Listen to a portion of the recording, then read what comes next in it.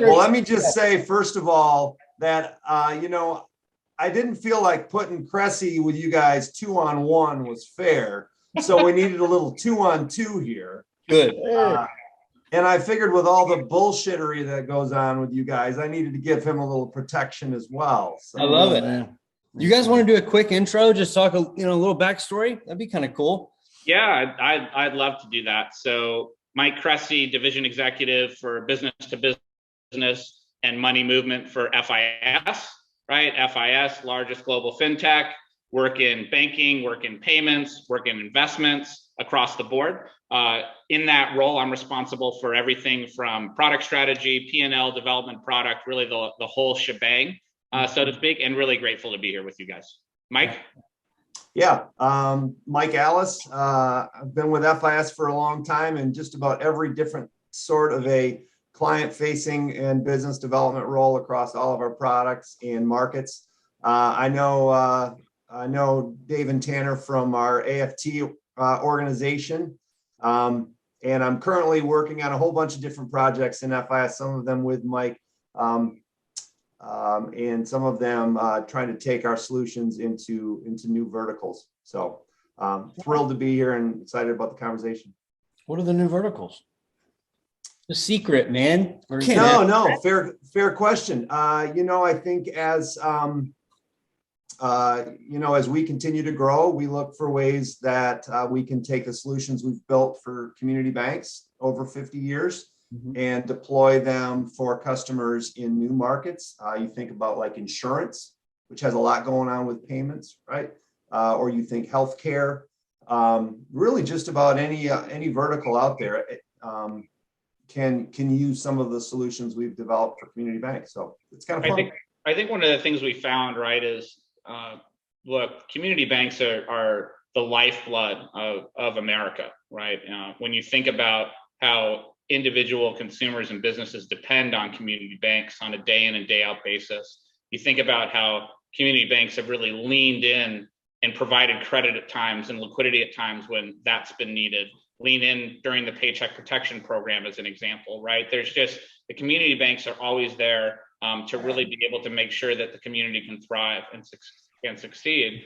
And ultimately, if you think about a small business owner, right? And even if you think about a mid-tier or a large company that might be that community bank's largest customer because they're headquartered in that particular area, right?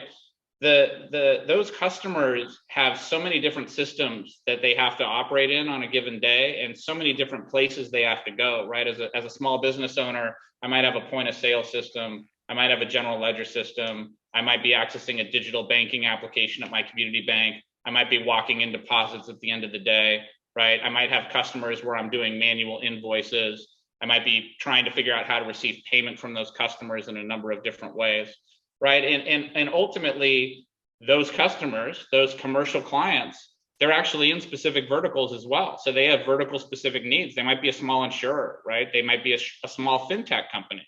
They might be, a small provider of government contracting services. Right. And so it's really taking our solutions that we're really looking not only to empower community banks to support their business clients in my world, but also, of course, consumer clients. But then how do we make them even more specific so that those individual verticals can take advantage of them? So that's just a passion of ours, right? Is just continuing to invest in the relevance and in the success of community banks, because ultimately that's what fosters our communities, which powers our country, frankly. Well, I've got some cool data numbers. You guys ready to? We love data, man. Okay, Shoot. so I got these right before we started here. Okay. And this is like as of year to date. These are the latest off the press here. So there's 158 banks that are between 10 billion and the big four. Yep. And so we looked at those, and half of those guys consider themselves community banks. I mean, like Frost will tell you though. Yeah, your super regionals that still look like a community bank. Right. Sure. So sure. They did 45% of the small business loans. Now, this is not talking about PPP. We're just talking about small business loans. PPP was completely dominated by community banking. Sure. So they did 45%. Community banks 10 billion and below, 4151 is the number of institutions, and they did 53.5% of the small business loans. The big four banks, 2.1 Okay. Now let's look at the 2%. asset side. This is great. Wow. Asset size. The assets of the big four combined and the 10 billion and below combined is 3 times greater. So you've got 3.3 trillion, 9.1 trillion, 3 times greater in asset size. And they did 2.1% of the small business loans. Yeah. So when people talk to us about, this community bank, I don't know, man, if they're really hanging in there on the small business side, I'm like, they're dominating on the small business. Yeah. And the catch is, we all believe that they need to continue that to have a viability in the future. And, sponsor banks and other opportunities that present themselves for those community banks, and it's just rock time. They really got to be able to do this. And, you get up and hit a home run in the World Series, right? What happens next time you go to bat? Everybody's like, can he do it again? Do it again. So you get these guys out here that just killed it in PPP, and it's follow-up time. Yeah. And I think these numbers bear out so far this year. They've kicked some ass. We've heard a lot. You guys probably have too, that there was a lot of shift. I mean, there was big news at the time, right? That shift of small businesses walking into the community banks, right? And I've been hearing from a lot of community bankers that they were able to retain a ton of that. Right. So I'm with you, man. I think it bears it out. It's good. Yeah, I totally agree with you, right? And it's awesome that that data speaks for itself, right? I think the next level for the community banks, right, are what are the types of services that can be offered in a streamlined fashion so that Mike Kresse, who has 20 employees and is having to do his books and reconcile with his bank account, and also might need to secure a bridge line of credit to be able to cover payroll because he has a large order for a customer that he's finalizing and will get paid on it a little bit later, right? How do you minimize my experience as a small business owner, your experience as a small business owner? How do you minimize the number of places you have to go to be able to get what you need?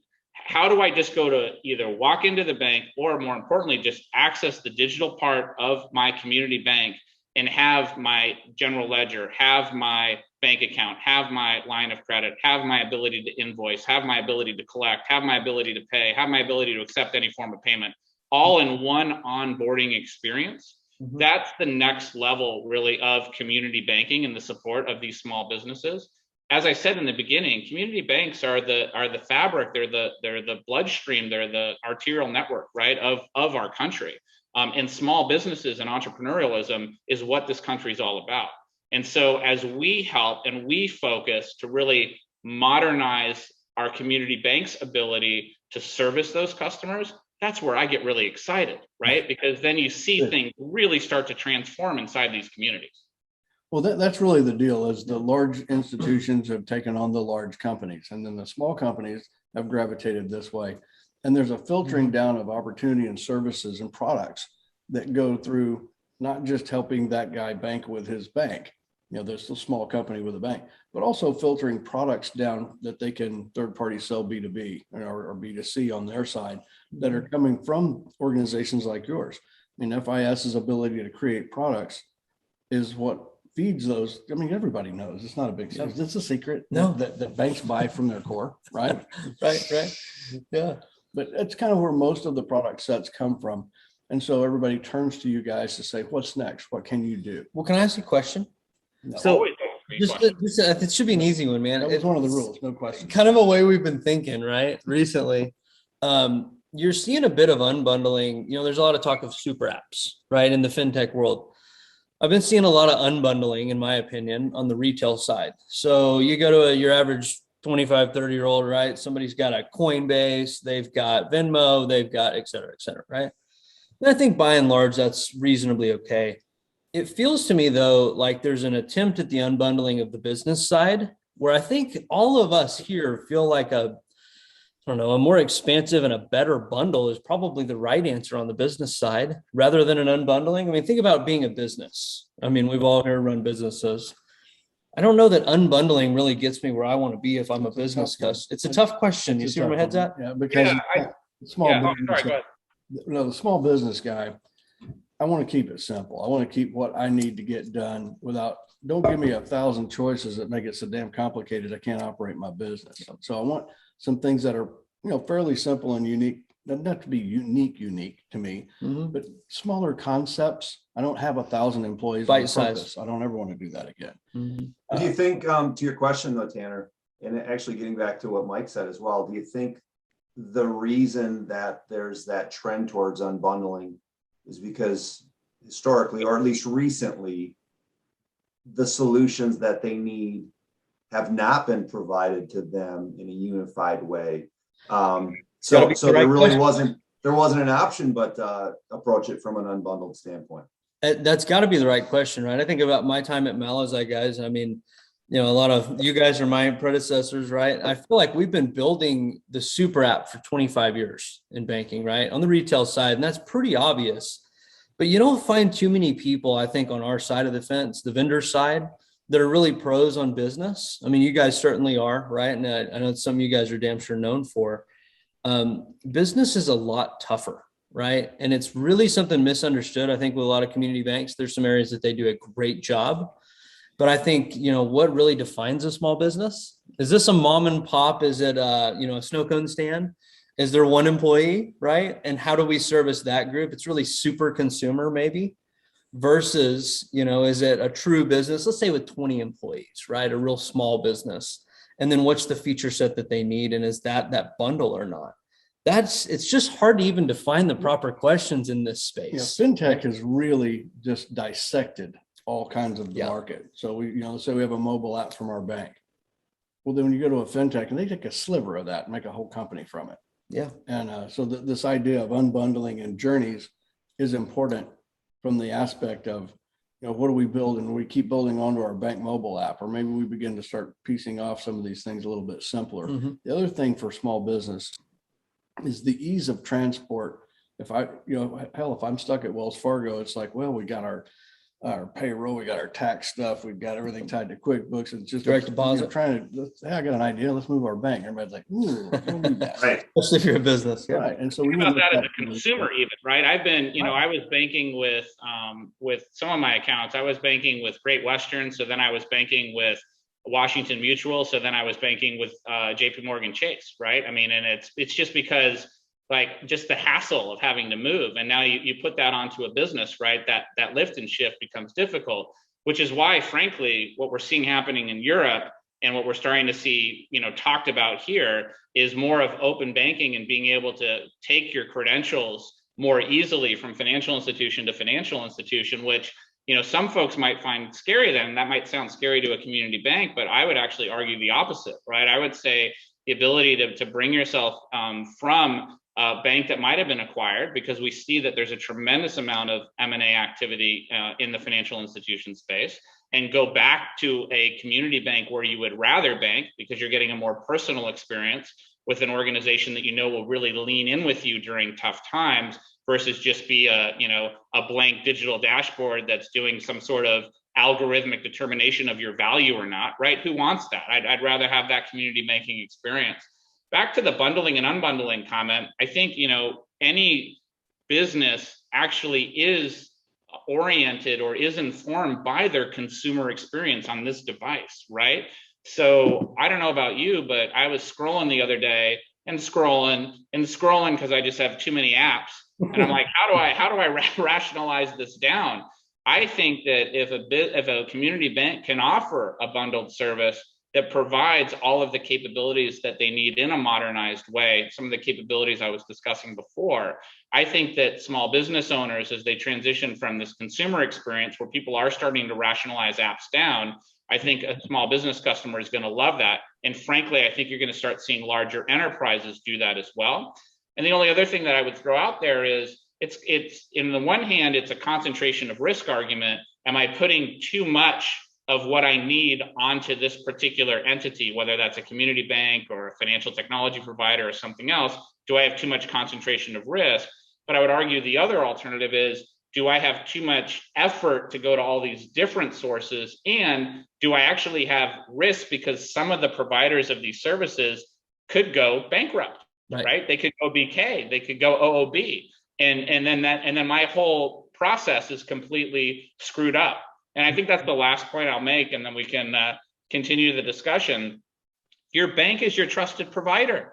your bank's not going BK or OOB, right? Your community bank is there. They've been there for 50 years, right? You can have a single set of password credentials versus 20 sets of password credentials Right. and all these places that could be hacked or whatever else, right? So I think there's this concept of concentration with a trusted source, your community bank, where you can get all the services bundled, is a very compelling value proposition and one that we're driving on very hard. I love it. Yeah, one thing too for small businesses, whether you're a small business or a big business, there's not a heck of a lot of difference. And I've kind of ran both. And the small business, I still have to wire money. I still have to deal with certain issues with Payroll. tax or whatever, payroll. It's just bigger numbers, but the basics are kind of there. And then when I can get on the phone and handle some things, that's great. And I got somebody, maybe a personal touch that'll help me out. But I think what you'll find, particularly in small business, that I'm going to keep my personal money probably at the same bank that I have the bulk of. I have a couple of different banks that I work with on my business side, and I've got money in each of them on my personal side as well. And so there's a win-win. And we all talk a lot about the underbanked and trying to help in that area. And it seems to be such a great focus that we've lost focus on what I would call qualified, profitable customers. And I don't want to sound like a smart aleck, but I mean, Are you a profitable customer? Yeah, I would be a really good person that you'd want to have at your bank. I do multiple different things, and it's a lot easier for people even that work for us to go, well, it may be better if I banked at the same place here or whatever. There's a lot of opportunities and things that come from that. Well, and the opportunity, I think, in a local community to bank both sides, right? I have always thought you've got the local flower shop and you've got the local plumber. There's a freeze, a pipe breaks. They're probably doing some business together, and they probably both run their businesses and their personals at the same community bank. Right. That community bank could be a real facilitator of commerce in the town. I mean, just think coupons, offers. Cool line, right? You have this neat line. He calls it a throat to choke. Yeah. Okay. So I've long thought, people talk about the branch structure going away, and I think the branch is going to continue to transform as it has. Maybe it's the 20-year-old with an iPad, right? And you walk in and there's a couch, and it's 40 square feet. It looks a little more like ATMs have. But you want a place. But you got to have a place that you can drive to, and I call it a throat to choke. And I think anybody that's got any sum of money, right, is not going to trust it to a 1-800 number, or at least that is certainly got to be a long way away from now. Yeah. And that's the numbers we're seeing on the real challenger fintech side, the Chimes. Who's it? Varo had a $69 account balance. Average. Yeah. Yikes. Right. So I do think that there's a little dichotomy there between the popular narrative and what the numbers say. Well, and there again, how many customers does Chime have? I've heard people talk about numbers of customers that Chime have that's greater than the number of downloads Chime has. Yeah, they got roughly 10 million, 12 million downloads of their app. And we'd all probably figure that, 3 million is probably a realistic number. But you get to these moments in time where you have a borrow that says, we're a bona fide bank charter. We're going to file a call report. All things get revealed at that moment. And the narrative and the storyline just up in smoke. I think one of the things you touched on, which is important, is banking both sides, right? The consumer and the business side. And I like the idea of, community banks being able to capitalize on, hey, there's an intersection between our businesses and how do we facilitate commerce. One of the trends that we've seen is the graduation, and this is happening a lot now, right? Think about the mass resignation that's been taking place across the country, especially through 2021 and as we're going through the pandemic. People are reevaluating where do they want to spend their wakeful hours and what do they really want to apply that time to and what's meaningful in their lives. And, I've seen analyses that over the next 5 years from now, when you look at all the small businesses that are out there, 25% of them will have been created over the last 5 years. And that's because people are making decisions I'm going to go into business for myself. I'm really passionate about this. So there's this graduation effect of I'm banking in this community bank with a personal account. Now I'm on Etsy or I'm doing stuff through Airbnb with a couple of properties I own or whatever else I'm doing. Now I'm making enough money where I'm now going to make that my business. So I'm converting to a business checking account.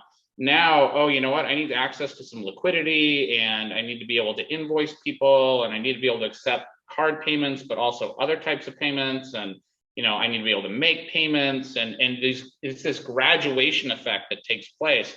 And I think we're going to be seeing a lot of that. And community banks are so uniquely positioned because it's going to be in a lot of those communities that community banks support, where these people are basically saying, you know what, I'm going to get out of the service industry, or I'm going to get out of the corporate this or that, or I'm going to get out of FinTech, right? Whatever it happens to be. And I'm going to do something I'm very passionate about. And so I think that graduation, when that happens, they're also going to be expecting the same experiences they had as a consumer.